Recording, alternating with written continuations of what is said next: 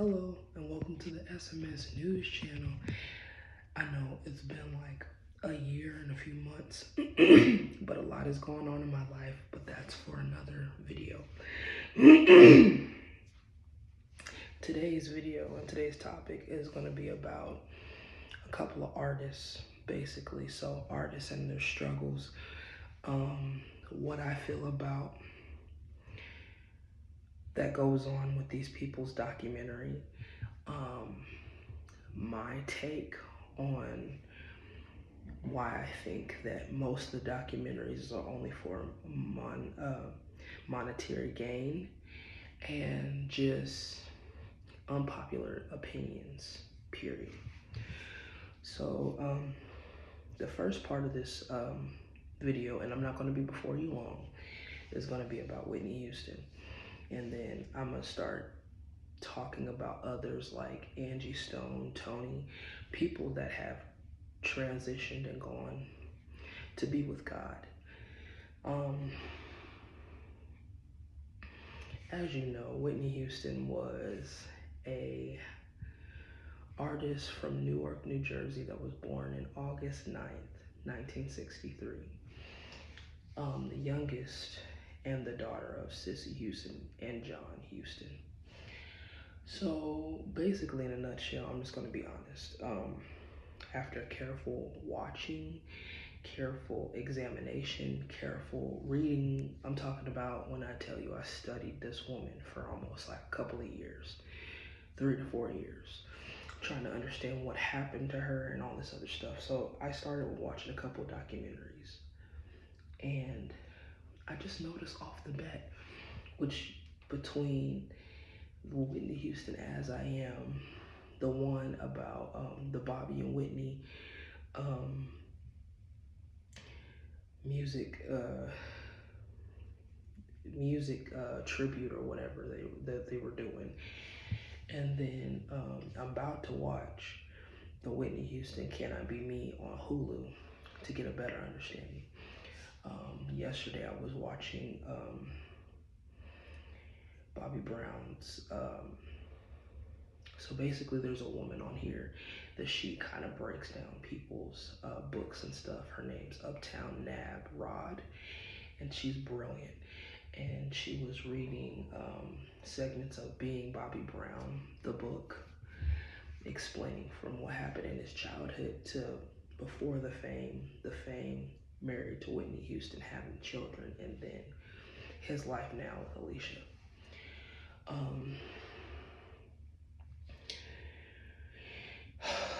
I just feel like personally what people have done to Whitney is just ridiculous. Personal opinion, this video that's based on me talking about topics of these artists is not for monetary gain, is not to make anybody feel a certain way. This is just my personal opinion and for entertainment purposes only. My issue that I have is the fact that everybody wants to come out with a book and talk about Whitney and say all the stuff they did for Whitney, but when she was alive, it's like the complete opposite. You know what I'm saying? And this recent video that I watched where it said Whitney's friends knew her fate before she did, and it talked about how she wanted to be with the Lord a lot. When she basically said that, they said, end quote, I'm 38 now, I'll be lucky if I make it to 48. And the fact that she actually passed away at 48, it just made it really creepy. But people don't know behind the scenes, you know what I'm saying? They're judging things off, and I feel like even if you were her bestest friend, there's certain things that you just shouldn't have said. Like, for me, Robin Crawford is a good friend. I think she is. But there's certain things in their relationship that made it seem like it was. That was my toilet, sorry. There are certain things that made it seem questionable, because it's like if you were 19 at the time and she was 17, she was still technically a minor. You know what I'm saying? So of course she thought the world of you. You were technically her first. allegedly, because we can't say yay or nay if it happened or didn't happen. We're just going off of Robin's words. You know what I'm saying? Whitney can't deny or confirm any allegations because she's no longer with us. And I just feel like, in hindsight being 2020, yes, you want to let the world know about your relationship, and I just don't think you guys should have talked about her sexuality because it's not your story to tell. Period. The only people that can talk about their relationship and how they've been with Whitney is her husband, her friends, and family members that know her. But to just flat out put in this like documentary that she was gay, we can't confirm that. Even if her friends said that they were doing stuff allegedly, she can't, like I said, deny or confirm these rumors or these allegations. So my thing is, why keep pressing it that she was a lesbian? You know what I'm saying? It's just like when they were pressing a situation about her being SA'd by a family member. We don't know these things. We can go off of what Pat and Gary has said in the Whitney Houston documentary, the 2018 one. But according to her sister-in-law, she said that stuff never happened. But like I said, we're going off of hearsay from what the family member said. And Leola Brown is a sister-in-law. So she would know these things. So it's, depending on how close she was with Whitney, I'm pretty sure she was very close with her.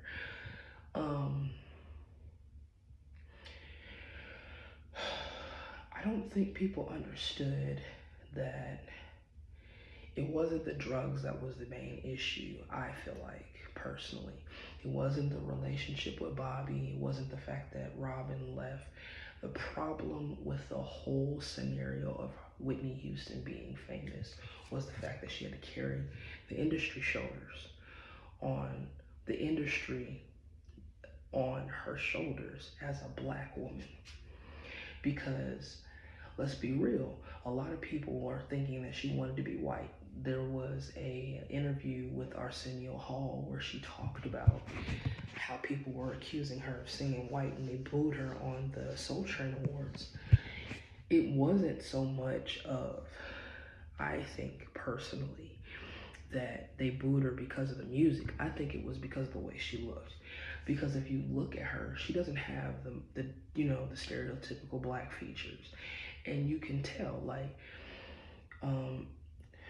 people like Diana Ross and all the other artists that look more ethnic, you know what I'm saying? People kind of just rolled with it. But with Whitney Houston, it was almost like, oh, she wasn't black enough. So in the industry, in the early 80s, she's already being targeted for not being black enough. So that's one strike against her. Then she has to end her friendship or relationship, or however you want to put it, with Robin Crawford, because people wouldn't have accepted her if she was gay or bisexual, however she would have preferred it. You know what I'm saying? But like I said, to talk about sexuality in the documentary, I don't see a reason for it because she can't deny or confirm the rumors. So, and even if it was true, don't you think that certain things should be kept to you? You know what I'm saying? And then there was statements talking about how her other sister-in-law was selling all her stuff. I'm talking about driver's license, awards, her wedding gown. I'm just thinking, y'all desperate for money that bad that y'all gotta do those things. Ridiculous. It's not, like, come on, y'all. But again, Clive had this vision for Whitney because I guess in his head he thought that she can pass and do more different things, which I doubt because she's still a black woman at the end of the day. But I think the reason why Whitney said that her time was coming up because they tried to bait her in the early 90s with Mariah, and they were, just co-workers. They liked each other. But the problem, like as friends, you know what I'm saying? So the problem that I notice is the fact that whenever they get another artist, they get it's kind of like when you get a new toy for children. They get so excited. They're playing with it all the time, and then another toy comes, and now the other toy gets neglected. So I'm not comparing Whitney's career to like children's playthings. I'm just saying it as a result, they kind of wanted the next best thing. And I just feel like shame on them because they had the most just gorgeous, I'm talking about the most gorgeous woman you've ever seen in your life. Talented woman. And could sing gospel. Like, the thing about it was they could have shaped her career in any different way. Like, they didn't just have to stay with R&B. They could have did different genres, and they did. But I feel like if they had did like more of a gospel esque, you know what I'm saying, more of a gospel esque type of what am I trying to say? Albums. Like if they had did more gospel albums in the beginning, or like towards the beginning, like after Bodyguard or something like that, she probably would have had more success too because her voice could carry. I feel like she was taken out of here before her time, period. When they tried to do the comeback, I don't like how when we were talking about the documentary, the guy basically was talking about how she smelled like alcohol and cigarettes. Given the circumstances, you gotta put on this persona that you're this perfect artist because your label wants you to look a certain way. Then you have the pressures of your family and all this other stuff that you have to take care of. Because if she's a financial provider, she's taking care of everybody. So it's not like she had, you know what I'm saying? So I think by the time when she got married to Bobby Brown, the reason why he got hit with so much flack, I think the reason why is not because of his, partying and getting in trouble and dealing with drugs and stuff like that. I think it was just because they looked at him as he's another artist in the industry, not realizing he's still a person that was in love with his wife at the time. So I think that a lot of times they play on people, and I'm going to use this as an example. I believe they played on her weaknesses and played on his weaknesses because of the fact they tried to make it seem like Whitney was more famous than Bobby, when the truth was they both were famous around the same time. It's just that Whitney wasn't in a girls group like Bobby was in a boys group. You know what I'm saying? She was already solo by the time she was in her 20s. He was still getting out of New Edition and all that other stuff. So I think the problem that I was having is just people didn't have their facts right. The only people that can talk about their lives is the people that were living there. And because Bobby is still alive, I feel like we're taking it from his perspective. I feel like people were just trying to get the quickest story just to make more money, period. I don't think they cared about the fact that this was involving two people that were in love, that were in the industry, dealing with the pressures of being black people in the industry, in a white audience, you know what I'm saying? Where people are judging you based on what you're supposed to be instead of who you really are. People just assumed that he was the one that put her on drugs, when indeed it was her brother. But when I was watching the part of his book that was being illustrated by another person that talked about his drug use in the early days, the only reason why I think they even deemed him as the one that did it is because he was already getting in trouble. So what more but just to put another accusation on him because he's just that guy that's ruining the princess. You know what I'm saying? Because Whitney at the time was like that American sweetheart. She could do no wrong. I get that.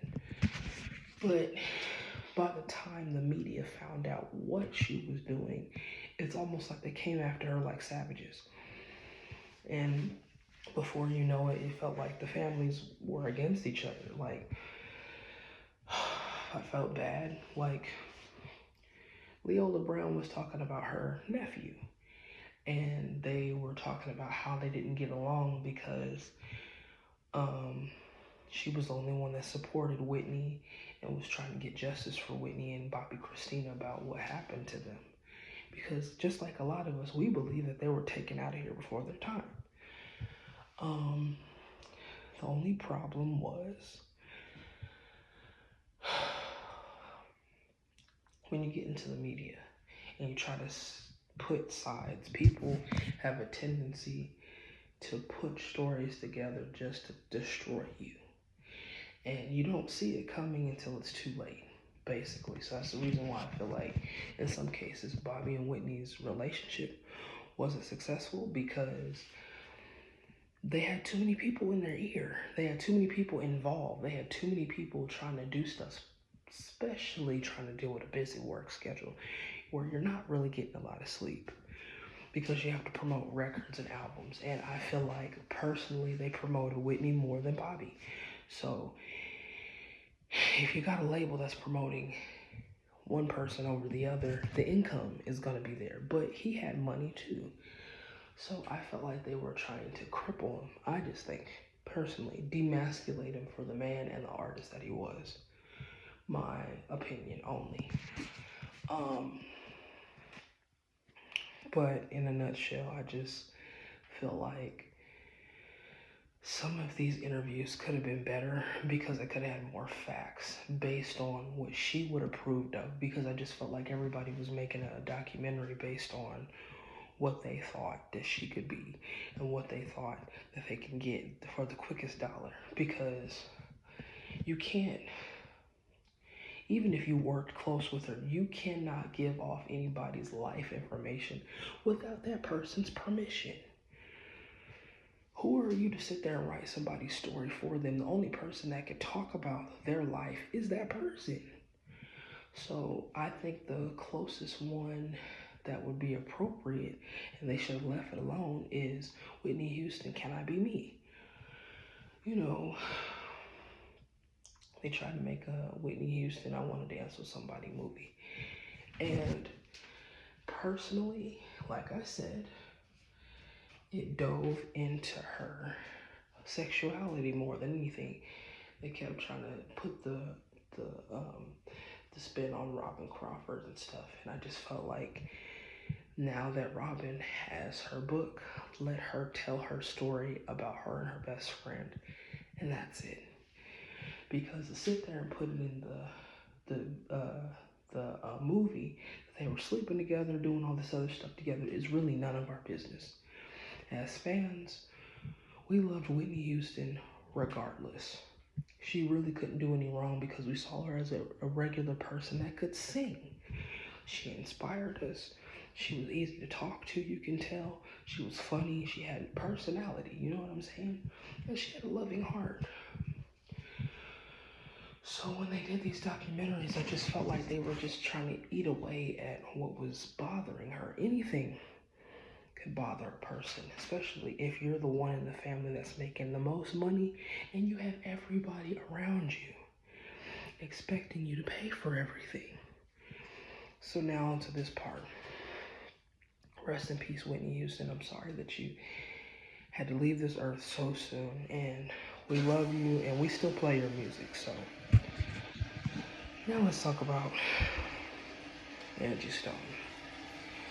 Now, it was about like March 1st, and I woke up early in the morning. I realized something in the media wasn't right, and I just gotta get ready. Hold on. So as I'm noticing, I'm watching the video, right?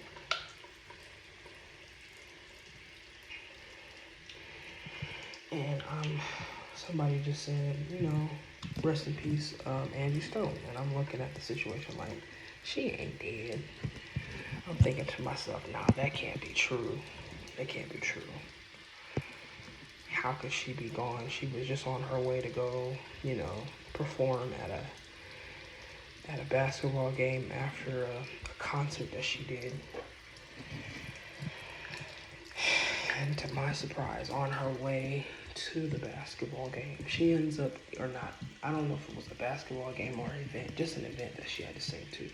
After coming from a concert, she gets hit by a truck. And she's the only one that survived. Now, everybody's trying to make all these allegations, yet again, about what happened to Angie Stone.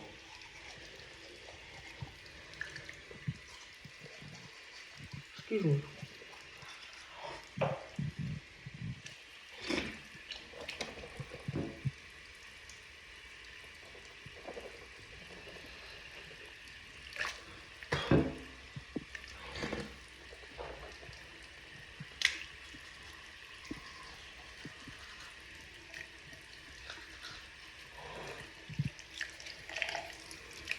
Now, mind you, if your family is grieving,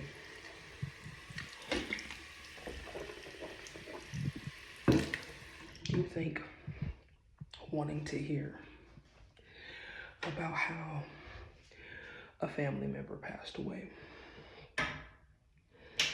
is something that you want to know about people just having experience? Like, it was so many conspiracy theories about how she died. It was freaking ridiculous. It was almost to the point where the RMBD couldn't even say much because, they go through this stuff before. People have so many stories to talk about people. They always do that to folk. But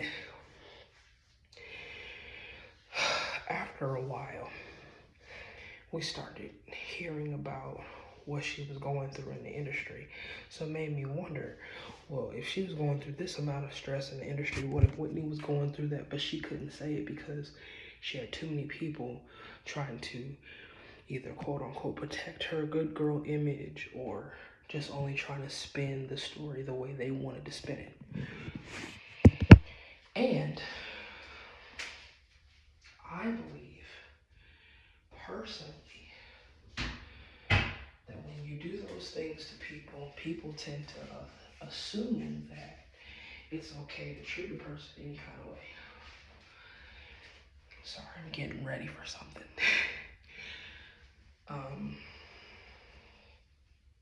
But in retrospect, I just believe that, with all due respect, I just think that some people just did not have a clue on how to deal with Angie Stone telling her story. And I'm kind of glad that she was the one that was able to speak about what was going on and not everybody making 1,001 videos and documentaries like they did Whitney Houston. So she goes on and she tells the people what's going on in a nutshell. Basically stating that the reason why, if something were to happen to her, and this is why. So basically she's saying that she wasn't getting paid by her label. So now that we're in the later 2000s, it's now 2025. People are becoming more vocal about what's going on in the music industry. So from P. Diddy to R. Kelly to everybody, even though those people are technically behind bars, folks that worked with them, to stuff that's happened about Aaliyah, to stuff that happened with Jay-Z, to stuff that happened to Beyonce, almost every artist goes through it. But specifically with Angie Stone, she was talking about how she got really sick. She was in the hospital and she was trying to get better because she ended up getting somebody, I guess, put in her system something that she didn't like, or something upon. I think what she was trying to say was she was in the hospital and she was trying to get blood drawn. Apparently the needle wasn't clean, so she ended up getting a blood infection because of that needle. And I'm just going off of what she said. So they tried to take her out medically. allegedly, I'm saying. Then there's a situation where she's not, the money that because she's been in the industry since 79. The money that she was supposed to get allotted, the record company had it, but she didn't have all of it. So the stuff that Left Eye Lopez was talking about, where you're getting a fraction of your money and everybody else is making bank on you, that stuff really happens.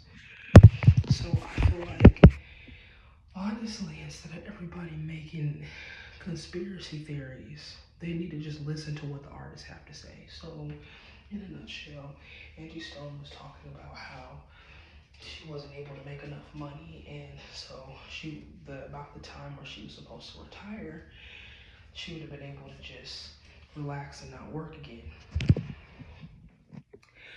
But little did she know, the monies that she thought that she earned, not only was the management, not her management that she has now, but the management that was over the powers that be, they were taking like at least maybe 40 or 50% of her money. So now she has to not only work through where she's supposed to be retired, they were basically saying that she had to work for another 20 years in order for her to see that money. Now, I'm not the brightest bulb in the bunch, or in the chandelier, or however the term is. But if she was 63 at the time to work another 20 years, that means she would have been like in her 80s before she sees her money. And that's the stuff that I'm talking about. Everybody keeps talking about how they're not getting paid. Taraji P. Henson was talking about it, where she almost had to turn down the Oprah Winfrey movie, The Color Purple, because it wasn't even cutting to her budget too.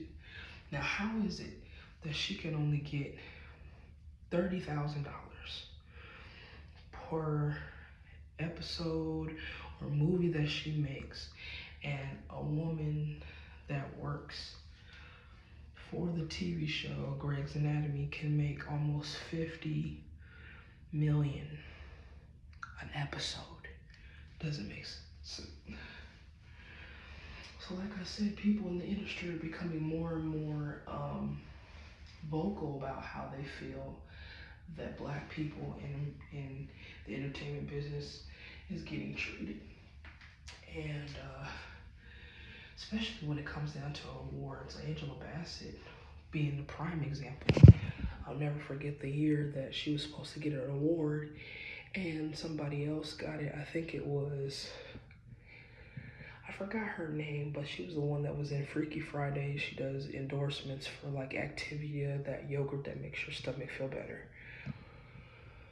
Anyway, the lady ends up winning the Oscars for that, and she didn't get an Oscar. So it was all on TikTok and whatever, and then people were saying, oh, she was being a petulant child. Why would you ever say that about her? First of all, we're everyday people. We don't know what these folks go through in the entertainment industry. Why are we just picking up what some random person says and running with it? But that goes to show you what the media does. So a year goes by, and then she finally not only gets a Black Girls Rock award, she later ends winning the next year Oscars, which was rightfully supposed to be given to her the year before, but she was robbed. Let's just be real.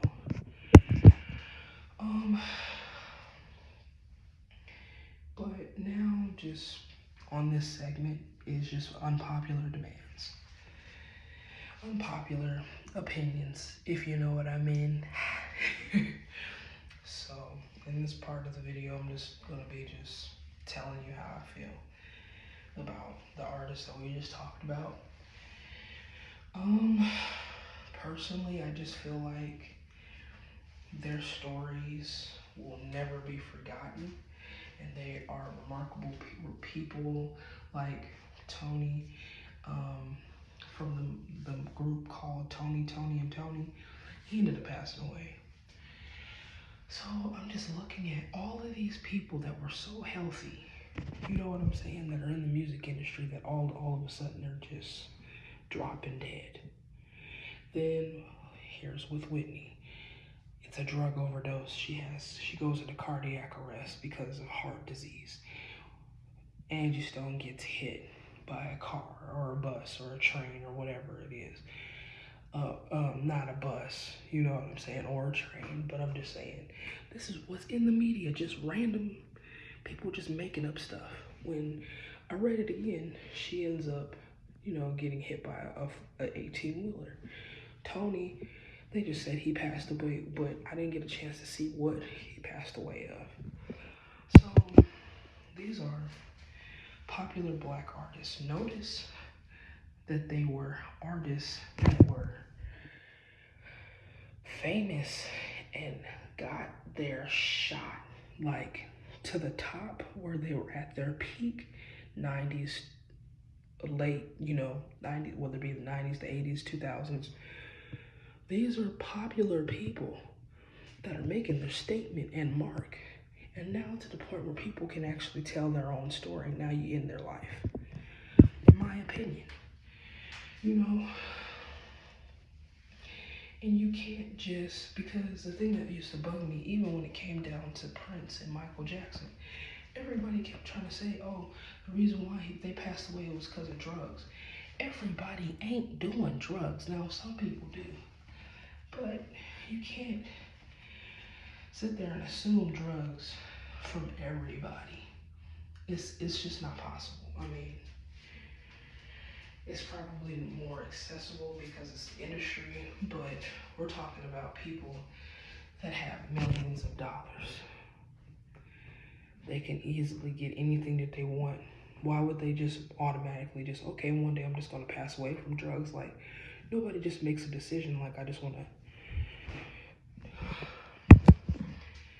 Does anybody, like, realize that sometimes these people get insurance money? Like, what I learned, especially from Juice WRLD, when he passed away, there was an artist that did an interview that basically said, a lot of times what these people don't understand is they sign bad contracts, and the label basically does whatever they want to do to that individual. And once that person dies, the industry or whoever they were signed to basically takes the collateral, takes them out with insurance, And if you are making insurance claims on your artist, then how do you think they're making, like, you're basically making money off of the dead. But, I mean, if that's what they want to do, more power to them. I think it's a complete insanity.